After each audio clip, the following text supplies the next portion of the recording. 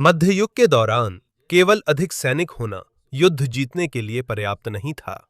इसके बजाय चाहिए, जरूरी है कि आप इंतजार करना भी जानते हों, खाना जमा करें और रक्षा के लिए सही जगह चुनें। और यहीं पर किलों का महत्व बढ़ जाता है। एक मजबूत किला बड़ी सेना को भी रोक सकता है। यूरोप और मध्य पूर्व में कुछ किले ऐसे बनाए गए थे जो महत्वपूर्ण रास्तों को नियंत्रित करते थे, पूरे क्षेत्र की रक्षा करते थे और दुश्मनों के प्रवेश को रोकते थे। कुछ किलों पर कई बार हमला हुआ, लेकिन वे फिर भी खड़े रहे। इस वीडियो में हम 6 किलों के बारे में चर्चा करेंगे और यहाँ आप देखेंगे कि रक्षकों ने पहाड़, पानी, मोटी दीवारें और किले की चतुर बनावट का इस्तेमाल कैसे किया ताकि वे अपने से कहीं बड़ी सेनाओं का मुकाबला कर सकें। और हमारी पहली मंजिल सीरिया के पश्चिमी हिस्से में स्थित है। एक ऊंची पहाड़ी पर क्राग दे शिवेलिये खड़ा है। इसे अरबी में हिस्नल अकरत के नाम से भी जाना जाता है, जिसका मतलब है कुर्दों का किला। किला भूमध्य सागर के तट और सीरिया के अंदरूनी शहरों के बीच एक महत्वपूर्ण रास्ते के पास स्थित है। इस स्थान के कारण जो भी इस किले पर कब्जा करता है, वो सैनिकों, व्यापारियों और आपूर्ति कारवां की आवाजाही पर नजर रख सकता है। क्राग दे शिवेलिये सिर्फ एक रक्षा स्थल नहीं है, ये शक्ति का केंद्र भी है। 11वीं सदी में यह पहले से ही एक किला था, लेकिन 1142 में यह किला नाइट्स हॉस्पिटलर को दे दिया गया, जो एक ईसाई सैन्य संगठन था और मध्य पूर्व में क्रूसेडर राज्यों का एक महत्वपूर्ण हिस्सा बन गया। नाइट्स हॉस्पिटलर ने पुराने किले का विस्तार किया और उसे फिर से बनाया और 12वीं और 13वीं सदी के दौरान क्राग दे शिवेलियर इस क्षेत्र के सबसे बड़े और सबसे मजबूत क्रूसेडर किलों में से एक बन गया। इसकी रक्षा का सबसे महत्वपूर्ण हिस्सा इसकी दोहरी दीवारें थीं। बाहरी दीवार सबसे पहले दुश्मन के सामने आती थी। इसके पीछे एक और भी ऊंचा और मजबूत आंतरिक किला था। अगर हमलावर पहली रक्षा को पार भी कर लें, तो भी उनकी समस्या खत्म नहीं होती। वे तंग जगह में फंसेंगे और उन पर तीरों की बारिश होगी। पत्थर और अन्य हथियार ऊपर के किले के हिस्से से फेंके जाएंगे। क्योंकि अंदर की दीवार ऊंची है, रक्षक नीचे दुश्मन की हरकतों को साफ देख सकते हैं। हमलावरों के लिए मुख्य इमारत तक पहुंचना कठिन है, क्योंकि पहले उन्हें मीनारें, दीवारें और निगरानी योग्य रास्ते पार करने होते हैं। क्रैग दे शिवेलियस का प्रवेश द्वार भी सीधा या चौड़ा नहीं, बल्कि सकरा है, ऊपर की ओर है और उसमें मोड़ है। यह कई सैनिक एक साथ आसानी से नहीं दौड़ सकते। बड़े गेट तोड़ने वाले उपकरणों का इस्तेमाल करना भी आसान नहीं है। जैसे जैसे दुश्मन ऊपर चढ़ते हैं, उन्हें ऊपर और किनारे पर छिपी हुई जगहों से हमला किया जा सकता है। इस तरह की बनावट में बड़ी सेना का फायदा कम हो जाता है। बाहर हजारों लोग हों, फिर भी एक समय में बहुत कम लोग ही फाटक तक पहुंच सकते हैं। दीवार चाहे कितनी भी मोटी हो, लेकिन अगर अंदर खाने पानी की कमी हो जाए, तो लोग ज्यादा दिन नहीं टिक सकते। जब दुश्मन किले को घेर लेते हैं, खाने पानी की सप्लाई रुकते ही गोदाम खाली होने पर लोगों को मजबूरन आत्मसमर्पण करना पड़ता है, चाहे दीवारें सलामत हों। इसलिए क्रैग दे चाबालियस में अनाज के बड़े भंडार थे। तेल, मांस और खाने पीने की चीजें जमा होती हैं। अवन भी होते हैं, ताकि बड़ी सैनिक टुकड़ी के लिए रोटी बन सके। किले में पानी इकट्ठा करने और जमा करने का भी एक सिस्टम होता है। बारिश का पानी किले के अंदर के कंटेनरों और जलाशयों में लाया जाता है। इसलिए सैनिकों को बाहर के झरनों या कुओं पर निर्भर नहीं रहना पड़ता था, जिन्हें दुश्मन कब्जे में ले या जहर मिला सकता था। क्रैग दे चाबालिये की सबसे मजबूत स्थिति में करीब 2000 सैनिक रह सकते थे। इसमें आवास और खाने का गोदाम था, बड़ी सभागार और घोड़ों के लिए अस्तबल भी थे। इसी वजह से दुश्मनों से घिरे होने पर भी किले के अंदर जीवन सामान्य रूप से चलता रहता था। इस किले की प्रतिष्ठा की परीक्षा तब हुई जब सुल्तान सलादिन ने 1187 में हैटन की लड़ाई में क्रूसेडरों की मुख्य सेना को हरा दिया। सलादिन मुस्लिम नेता थे, जिन्होंने मिस्र और सीरिया के बड़े हिस्से को एकजुट किया। हट्टिन में अपनी जीत के बाद सलादिन की सेना ने कई क्रूसेडर शहरों और किलों पर कब्जा कर लिया और मई 1188 में सलादिन की सेना क्रैग दे चबाले के आसपास पहुंच गई। लेकिन उस किले पर हमला करना बहुत मुश्किल था और उसे घेरना आसान नहीं था, बिना भारी जानमाल के नुकसान और समय गवाए। सलादिन ने लंबा घेराव जारी नहीं रखा, बल्कि उनकी सेना दूसरे लक्ष्य की ओर बढ़ गई। इसका मतलब ये नहीं कि सलादीन सिर्फ दीवार की ऊंचाई से डर गए थे। एक कमांडर के रूप में उन्हें अपने सैनिकों और सामान का सर्वोत्तम उपयोग चुनना था। किसी एक किले पर कई महीने बर्बाद करना, जबकि और भी महत्वपूर्ण जगहें कब्जा की जा सकती थीं, पूरी मुहिम को नुकसान पहुंचा सकता था। क्रैग दे चावालिए कई दशकों तक नाइट्स हॉस्पिटलर के नियंत्रण में ही रहा। समय बीतने के साथ क्रूसेडर राज्यों की ताकत घट गई, जमीनें छिन गईं, आमदनी कम हुई और दूर दराज के किलों में सैनिक व सामान भेजना मुश्किल हो गया। इस बीच मामलुक सल्तनत मजबूत होती गई। ये वो ताकत थी जो मिस्र और सीरिया पर राज करती थी। इसके सबसे ताकतवर शासकों में से एक था सुल्तान बेबार्स। सन 1271 में बेबार्स ने क्रैग दे शावालिये पर हमला किया ताकि नाइट्स हॉस्पिटलर का यह महत्वपूर्ण ठिकाना पूरी तरह खत्म किया जा सके। अन्य सेनाओं के विपरीत वह सिर्फ वहां से गुजरने नहीं आया था। बेबार्स अलग था और असली घेराबंदी के लिए तैयार था। उसके सैनिकों ने मैंगोनेल नामक विशाल घेराबंदी हथियार से दीवारों मीनारों पर भारी पत्थर फेंके। धीरे धीरे बाहरी रक्षा के हिस्से टूटने लगे।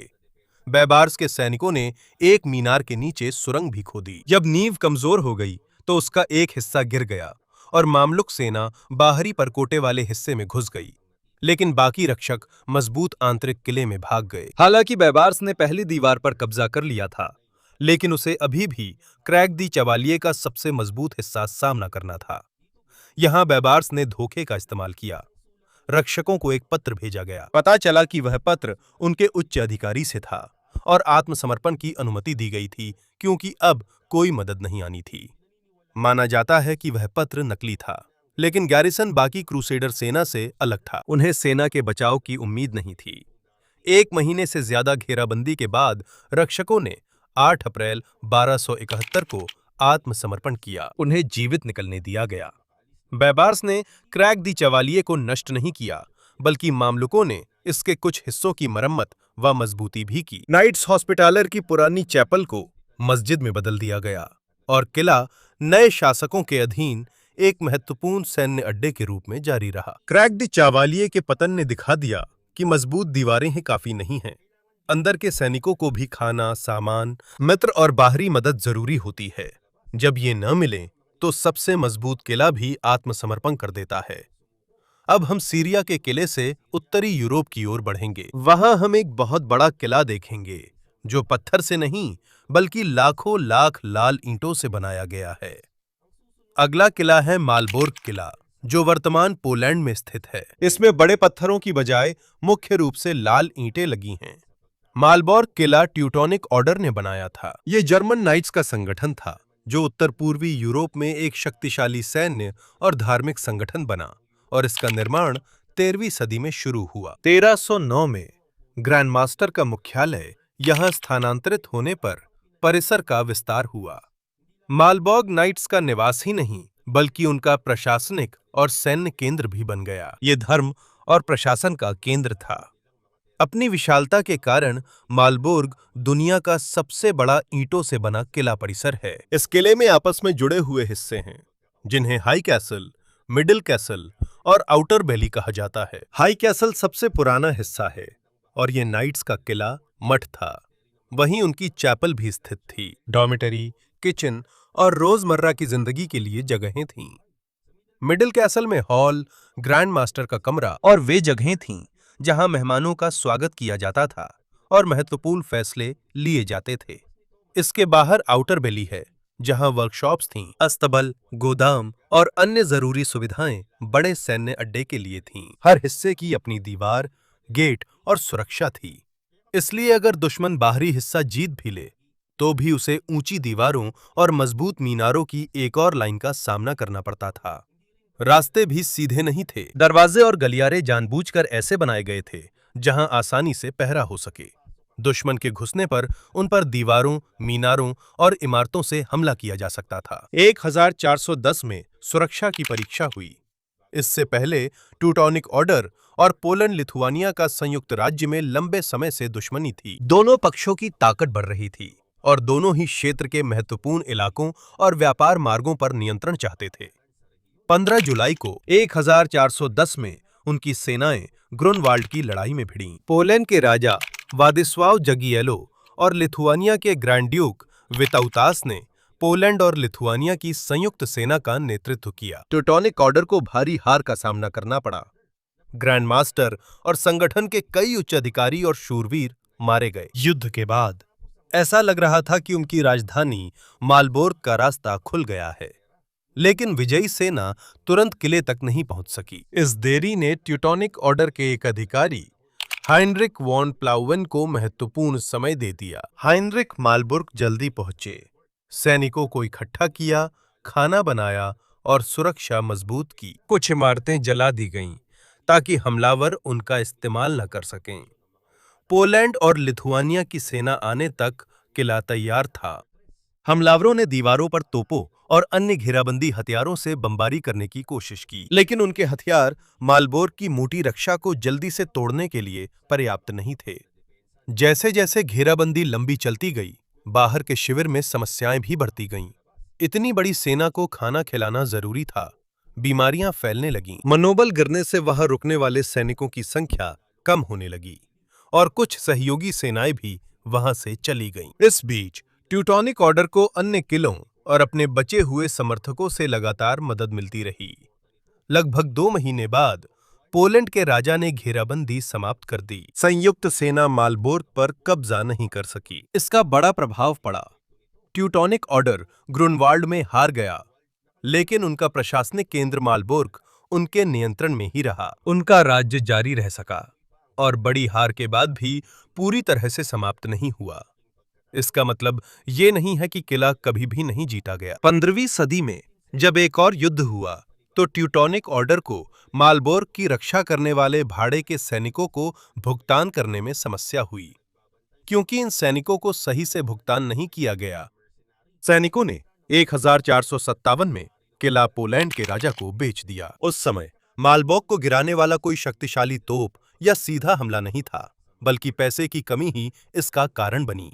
और अब मालबोर्ग से हम वेल्स की ओर बढ़ेंगे। ये ग्रेट ब्रिटेन के पश्चिमी हिस्से में स्थित भूमि है। यह इंग्लैंड के राजा एडवर्ड प्रथम ने एक के बाद एक किले बनवाए ताकि अपने कब्जे को मजबूत कर सके। वेल्श शासकों ने लंबे समय तक इंग्लैंड के नियंत्रण का विरोध किया, लेकिन 13वीं सदी के अंत में एडवर्ड प्रथम के अभियानों के बाद वेल्स के राजकुमारों का मुख्य प्रतिरोध टूट गया। एडवर्ड ने केवल सैनिक ही नहीं भेजे, उसने नए किले और दीवारों से घिरे शहर भी बनवाए। इनका उद्देश्य कब्जाए गए इलाकों की निगरानी करना, अंग्रेजी छावनियों को सहारा देना और किसी भी नए विद्रोह को रोकना था। इस योजना का एक सबसे महत्वपूर्ण हिस्सा कॉन्वी किला था। कॉन्वी को 1283 से 1287 के बीच Master James of Saint George, जो एक प्रसिद्ध सैन्य वास्तुकार थे, की देखरेख में बनाया गया था। किले के साथ साथ उसके बगल में दीवारों से घिरा शहर भी बनाया गया। ये किला कॉन्वी नदी के पास एक पथरीली जमीन पर स्थित है। पत्थर नींव को दीवार के नीचे खुदाई से बचाता है। नदी ने खाने, सैनिकों और सामान से भरे जहाजों के लिए रास्ता प्रदान किया। कॉन्वी किले में 8 बड़ी मीनारें हैं। ये सभी 2 मुख्य आंगनों के चारों ओर स्थित हैं, जिन्हें बाहरी प्रांगण और भीतरी प्रांगण कहा जाता है। बाहरी वार्ड बड़ा हिस्सा है और यहां पर तैनात सैनिकों के फौर जरूरी इमारतें स्थित हैं। भीतरी प्रांगण ज्यादा सुरक्षित है। इसमें राजा और परिवार के कमरे होते हैं और इसकी खुद की सुरक्षा है। इसलिए अगर दुश्मन पहले आंगन में घुस भी जाए, राजा और रक्षक अभी भी किले के सुरक्षित हिस्से में जा सकते हैं। मीनारें सिर्फ ऊंचे प्रहरी दुर्ग नहीं हैं, ये ऐसे स्थान भी देती हैं जहां अलग अलग दिशाओं से आने वाले दुश्मनों पर निशाना साधा जा सके। किले का शहर से जुड़ाव भी अहम है। कॉन्वी की दीवारें अंग्रेजों की बस्ती के चारों ओर लगभग लगातार रक्षा प्रदान करती थीं। अंदर रहने वाले लोग किले के लिए खाना, सामान और सेवाएं उपलब्ध कराते थे। लेकिन 1294 में विंडमिल्स में एक बड़ा विद्रोह हुआ। इसका नेतृत्व मैडॉग एप ल्यूवेलिन ने किया, जो एक वेल्श कुलीन थे और इंग्लिश शासन तथा निवासियों पर लगाए गए भारी बोझों का विरोध करते थे। उस समय एडवर्ड प्रथम वेल्स में ही थे। जब विद्रोह फैलने लगा, राजा और उनके सैनिकों को मजबूरन कॉन्वी किले में पीछे हटना पड़ा। कुछ जमीनी रास्ते कट गए। खराब मौसम और नदी में पानी बढ़ने के कारण आपूर्ति पहुंचाना भी मुश्किल हो गया। क्रिसमस तक अंदर लोगों के पास खाने पीने की चीजें कम थीं। राजा का वहां रहना आरामदायक नहीं था, लेकिन दीवारों और मीनारों ने किले में तैनात सैनिकों की रक्षा की जब तक वे हालात के सुधरने का इंतजार कर रहे थे। जब पानी कम हुआ और यात्रा फिर से सुरक्षित हो गई, तो मदद समुद्र के रास्ते पहुंच गई। एडवर्ड कैद से निकल गया और उसकी सेना ने विद्रोह को दबाना जारी रखा। इस घटना ने कॉनवी का असली महत्व दिखाया। ये सभी समस्याओं को नहीं रोक सकता था। अंदर मौजूद लोग अब भी खाने की कमी का सामना कर सकते थे, लेकिन मजबूत दीवारों और समुद्र तक रास्ते की वजह से छावनी को मदद आने तक पर्याप्त समय मिल गया। कॉनवी की ताकत को समझाने के लिए जादू या गुप्त यंत्रों की कहानियों की भी जरूरत नहीं थी। इसकी रक्षा इसकी बेहतरीन जगह पर निर्भर थी। सावधानी पूर्वक निगरानी, कई मीनारें और नदी से जुड़ाव। सदियों के दौरान जब कॉनवी का सैन्य महत्व कम हुआ, तो और भी शक्तिशाली तोपों के विकास ने युद्ध का तरीका बदल दिया। जो ऊंची दीवारें और मीनारें कभी ताकत थीं, अब तोपों के लिए आसानी से निशाना बन गईं। लेकिन कॉनवी एक स्पष्ट उदाहरण के रूप में बना रहा कि कैसे एक राजा ने वास्तुकला का इस्तेमाल एक जीते हुए क्षेत्र को नियंत्रित करने के लिए किया। किला और दीवारों से घिरे शहर सिर्फ सेना से लड़ने के लिए नहीं, बल्कि निवासियों को असली ताकत का एहसास कराने के लिए भी बने थे। वेल्स के तट से हम उत्तर में स्कॉटलैंड की ओर बढ़ेंगे। एक प्राचीन ज्वालामुखी चट्टान के ऊपर स्टर्लिंग किला खड़ा है। इसके कुछ हिस्सों में खड़ी खाई है, जिससे हमलावर सेना के रास्ते सीमित हैं। लेकिन स्टर्लिंग की अहमियत सिर्फ प्राकृतिक सुरक्षा नहीं, किले के पास रिवर फोर्थ पार करने का अहम रास्ता भी है। कई सदियों तक दक्षिणी और उत्तरी स्कॉटलैंड के बीच जाने वाली सेनाओं को इसी क्षेत्र से गुजरना पड़ता था। इसलिए जो स्टर्लिंग किले पर नियंत्रण करता था, उसके पास सैनिकों की आवाजाही पर बड़ा अधिकार होता था। उसका नियंत्रण रसद और संदेशों के आवागमन पर भी था। 13वीं सदी के अंत में इंग्लैंड स्कॉटलैंड युद्ध के दौरान इस किले पर बार बार कब्जा करने की कोशिश हुई। ये कई बार मालिक बदलता रहा और स्कॉटलैंड के इतिहास की कुछ सबसे महत्वपूर्ण घटनाओं का केंद्र बना। स्टर्लिंग में सिर्फ दीवारों की मजबूती नहीं, बल्कि इंग्लैंड मध्य युग में बनी सबसे अहम घेराबंदी मशीनों में से एक का इस्तेमाल करेगा। 1304 में स्टर्लिंग किला इंग्लैंड के राजा एडवर्ड प्रथम के खिलाफ स्कॉटलैंड के प्रतिरोध के अंतिम मजबूत केंद्रों में से एक था। अंदर लगभग 25 ही स्कॉटिश रक्षक थे। किला ऊंची ज्वालामुखी चट्टान पर होने से उस पर हमला करना मुश्किल था। इंग्लिश सेना कई कैटापल्ट और ट्रेबुशे लाई थीं। ट्रेबुशे भारी पत्थर फेंककर दीवार तोड़ने वाली बड़ी मशीन है। घेराबंदी कई महीनों तक चली, लेकिन किले की छोटी सी टुकड़ी लगातार लड़ती रही। इसी कारण एडवर्ड ने बड़ा ट्रेबुशे वारवुल्फ बनवाया। स्कॉटिश रक्षकों ने इसे देखकर आत्मसमर्पण की पेशकश की, लेकिन एडवर्ड पहले नया हथियार आजमाना चाहता था। इसने एक बहुत भारी पत्थर फेंका और रक्षा का एक हिस्सा तोड़ दिया। इसके बाद किले की टुकड़ी का आत्मसमर्पण स्वीकार कर लिया गया। एडवर्ड ने वारवुल्फ का उपयोग किले पर कब्जा और अन्य स्कॉटिश किलों को डराने के लिए किया। इसने दिखाया कि इंग्लैंड कितनी बड़ी ताकत और संसाधन इस्तेमाल कर सकता है। लेकिन इंग्लैंड का नियंत्रण ज्यादा समय तक नहीं रहा। 1314 में रॉबर्ट द ब्रूस की सेना ने स्टर्लिंग के पास बैनोकबर्न की लड़ाई में इंग्लिश सेना को हराया। आने वाली सदियों में स्टर्लिंग किला शाही निवास बना। यह स्कॉटलैंड के कई राजा और रानियां रहती थीं और उनका राज्याभिषेक भी यहीं हुआ था।